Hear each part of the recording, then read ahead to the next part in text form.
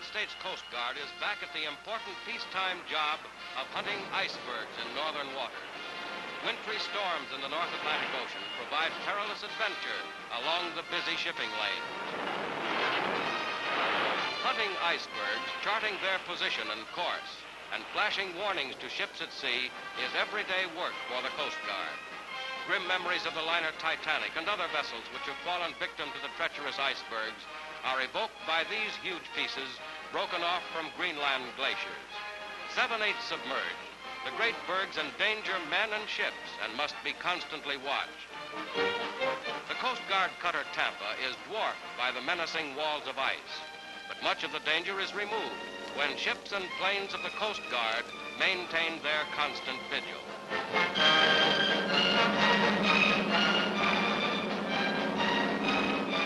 Over ancient perils of the sea are spread the modern wings of the men of the Iceberg Patrol.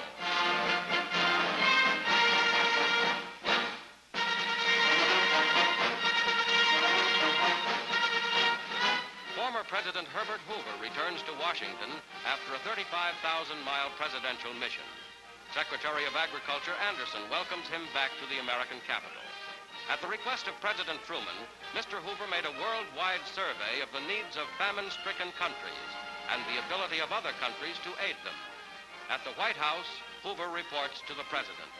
The world's grain supplies are 3.5 million tons short of the volume needed to prevent one of the worst famines in man's history.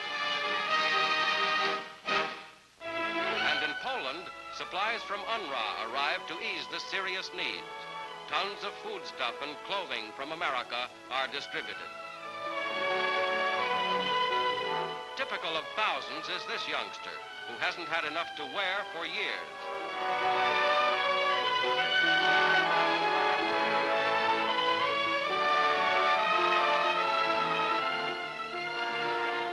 Extra food above the meager ration brings a little happiness to a hungry child.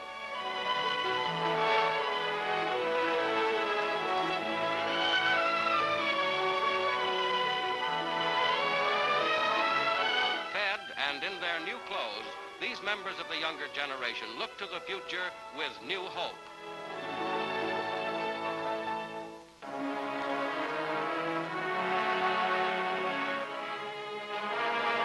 In New York City on a foggy evening, an Army plane seeking a nearby landing field crashed into the 58th floor of this Wall Street skyscraper.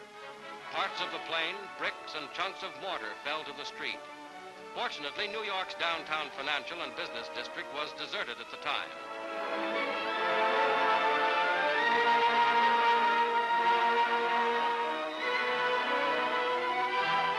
The terrific impact tore a 10-foot hole through the wall.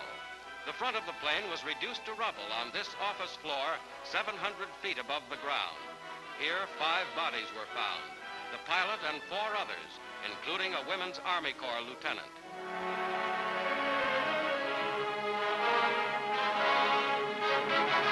The fuselage and a wing of the splintered plane fell and caught on the 20th floor ledge, starting a fire.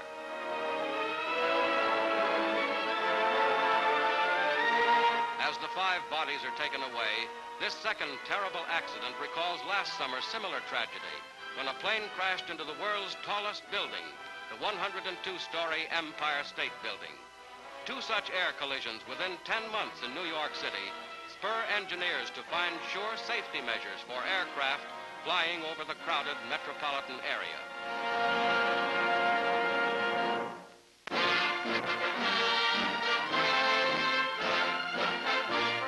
United States Secretary of State Burns reports on the Paris Four-Power Conference. We did not reach agreement upon the treaties, nor upon the question of calling a peace conference, or our proposal for a four-power treaty for 25 years to keep Germany disarmed. Our problems are serious, but I am not discouraged. Our offensive to secure peace has only begun. But we must not forget that if we fail to cooperate in a peace which is indivisible, we may again find that we will have to cooperate in a war which is worldwide. Whether we like it or not, we live in one world.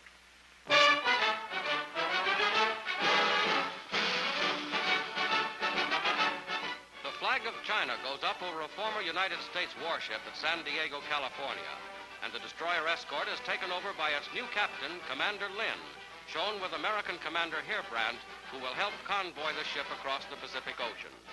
The Chinese crew has had special training in the United States to man the vessels turned over to China under Lend-Lease arrangements. 8 ships in all will comprise the first convoy.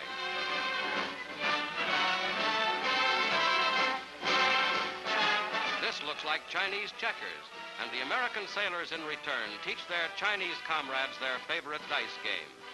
Sailors of both lands find a common ground of friendship as the convoy puts to sea.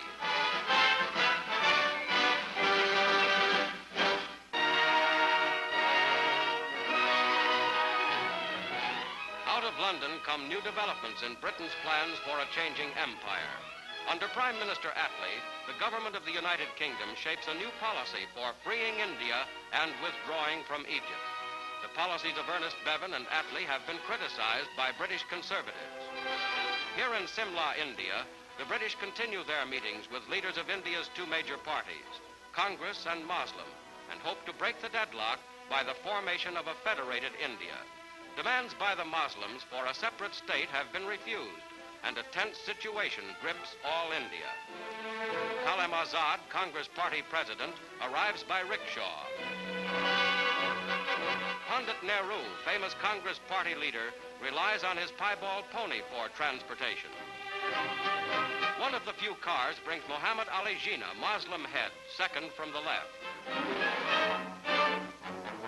Meanwhile, thousands of miles away in Cairo, a closely related conference moves ahead.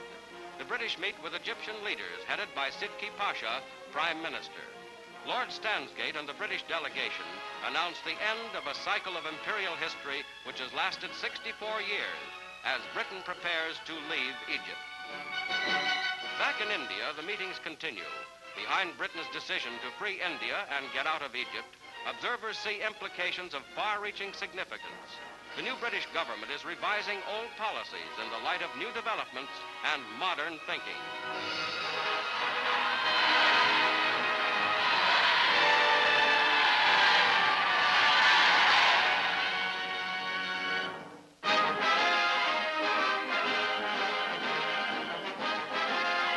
Past the Statue of Liberty and into New York Harbor sails an Army troop ship with over 860 refugees from Europe, victims of Nazi persecution.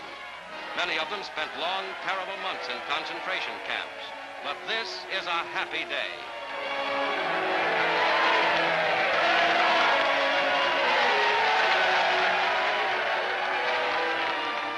In notorious Auschwitz camp, these girls' arms were indelibly tattooed with prison numbers. But in America, life will begin again.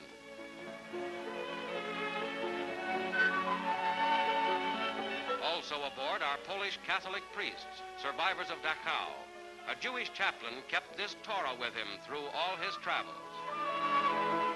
Of the children aboard, 75 are orphans. Many of them are without any records of their homes or even their nationalities.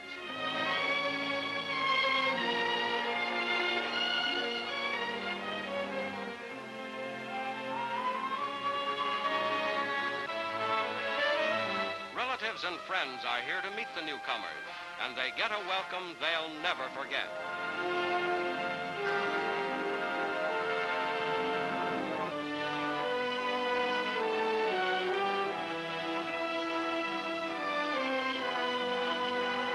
America opens her heart to those who long for life and liberty and the pursuit of happiness.